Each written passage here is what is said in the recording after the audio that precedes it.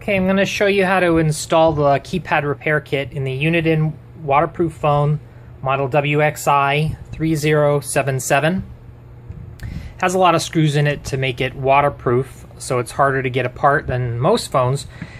What you're going to need is a small Phillips screwdriver and a small Torx bit. It's a T6 size, and I'm going to have these available. Also optional if you don't have any tools yourself. I have a nicer set with adjustable bits. Also, you need isopropyl alcohol, and I like the 90% or more. The 70% is okay, but there's more water, and you're probably going to need a cleaning rag. So you just start with the Phillips screwdriver, and there's 4 screws for the battery door. There we go. And then once we're done getting that out, there's a magnet in there you can use to keep these screws separate. I mean, so you don't lose them. They'll stick right to that magnet. You can set that aside. Now there's a bunch of those screws that need the T6 Torx bit. And generally they don't come out. There's a little rubber gasket in there. They can come out, but they won't come out easily. And they're stainless steel, so they're not magnetized if you have a magnet tip bit. But you really don't need to have them come out. You just loosen them a bit. You can tell, like, they're not very long, so a few spins, and then they just sit there and spin in the housing.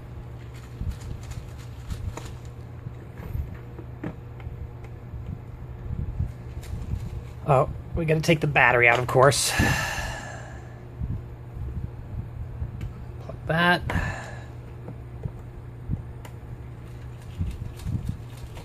Okay, I think I got them all loosened up enough. You just separate the top and the bottom carefully. Looking at the phone this way, there's going to be some wires over here that attach, so we don't want to be pulling it off. I mean, if it's still stuck, like this is not coming off, so a couple of these screws aren't loose enough. Just kind of pulling on it a little bit. There we go. I can tell there's one more down here that's stuck still. Okay, so now I'm just going to flip it over like that. You'll see there's wires down here. You don't want to put a lot of stress on there. They pop into some little plastic grooves here. If you want to, you can pop those out carefully, just to give you a little bit more room. Now we've got a couple more Phillips screws. There's 2 down here and 2 up at the top.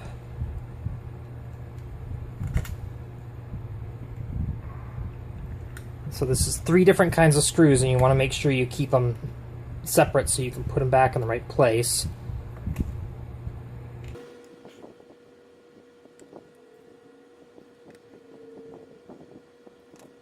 Okay, now I can flip this over like that.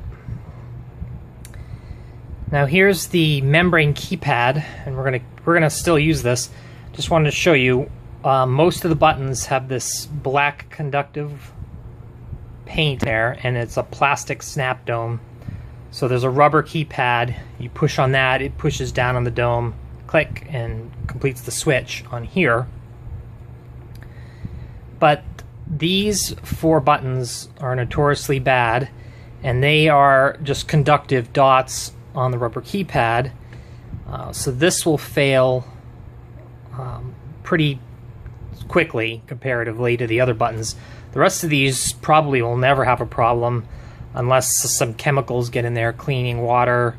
You don't want to scrape these. They're not really strong if you did any friction or whatever with a cleaning rag. So this one doesn't really need the repair. It's nice and clean.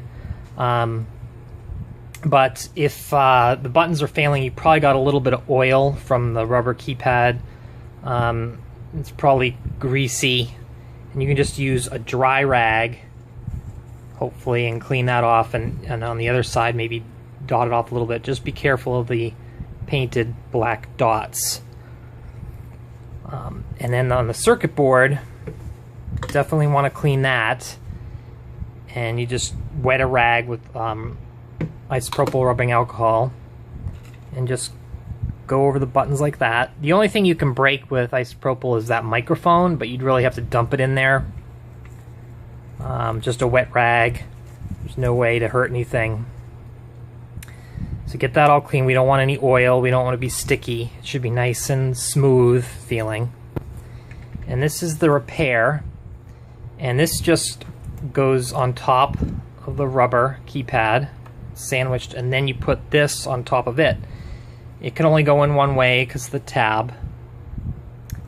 And what that does is, when it's all together, now these conductive pads are bad, but now the conductive pads are pushing on this material very similar to these dots here. And this does not wear out, and it also blocks any of the oils from the rubber keypad from getting through. It's shiny on one side, and that blocks the oils.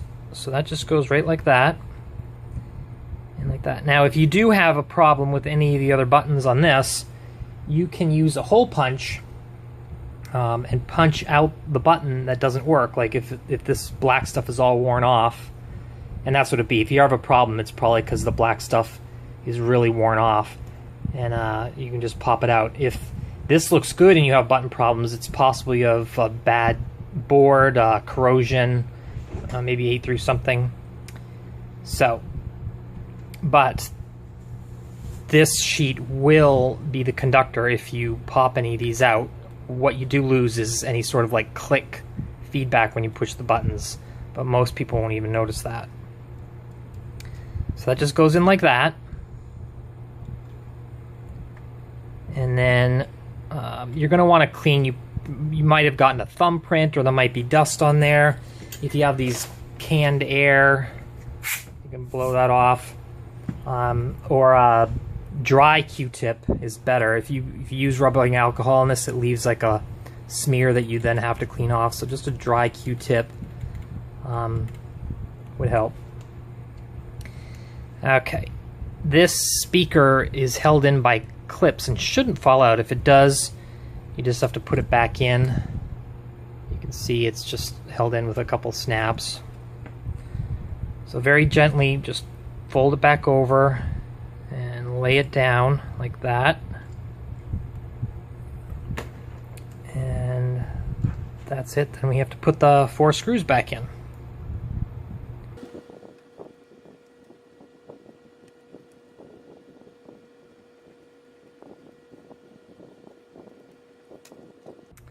Okay, now this is a sticky foam thing on the board. It's meant to keep these wires from hitting any of the bumpy metal parts and eventually wearing through. That shouldn't come off, or if you needed to remove for any reason, you got to put it back on. This is the coil for the charging stand, and there's a switch in here for the power, but that should be okay. Now I pulled the speaker wires out, but you really don't need to put them back in. As long as you're careful, you don't want the wires to be sticking out of the phone. But as long as you're careful, you don't have to put those back. You know, the wires aren't sticking out. It's not difficult, but okay. So then I put that back on there together. It doesn't clip on anywhere, so it's pretty easy. You just got to put all the screws back in. One of them fell out when it was upside down. You can see it's got a little rubber gasket to help with waterproofing. Oh, and before I do that, I do want to mention these do have common problems with cracks around these screw posts, and when you open up and look at this, you can look and see spider cracks, especially on these, and these, not so much on these two. But if there's spider cracks on there, there's you're gonna eventually, it's gonna get worse and worse, and these screw posts will break off, the phone will be loose, and water will get in. So you definitely, you know, if you get this wet a lot, you probably should do something about that. This phone is in pretty good shape, so it does not have any cracks. I've gotten some where like this whole screw post is just busted right out, and like the rest of them were on their way to breaking out. But this looks good. If you do have that problem, they have Plastruck. You can find this at hobby stores. Plastic Weld. There's actually Ambroid Pro Weld too. It's a watery liquid and a brush, and that stuff, all you do, be careful not to spill it, but you have a brush and you just drip it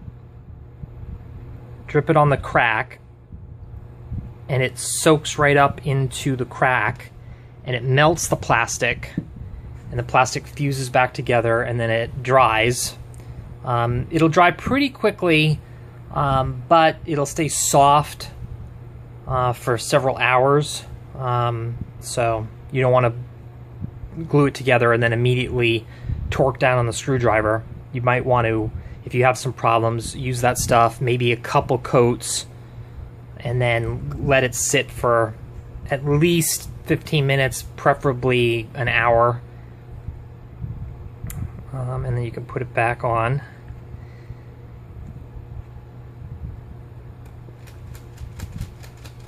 But under some conditions, this plastic can get really brittle.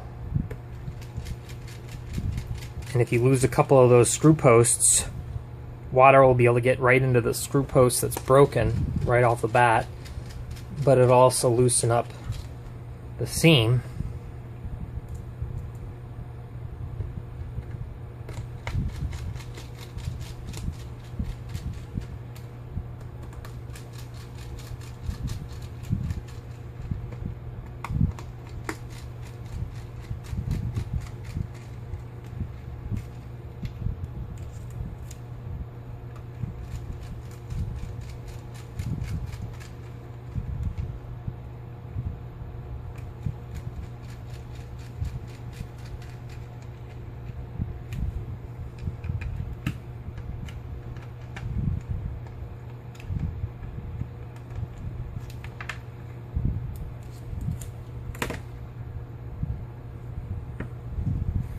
Okay, so then we have the battery. The red side goes to the right, black to the left. And just put that back down in there.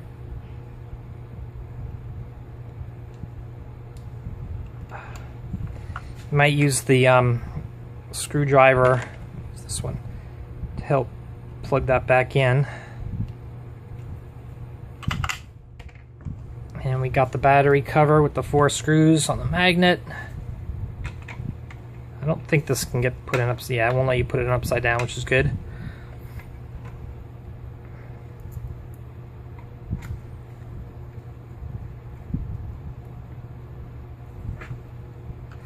Now, if you use this power switch a lot, that rubber tends to break. I have a solution for that, but it's not something easy for other people to do. I can't sell a kit or anything. That's in the repair service. Also, these have common problems with the LCD. You can fix that usually without having to replace it.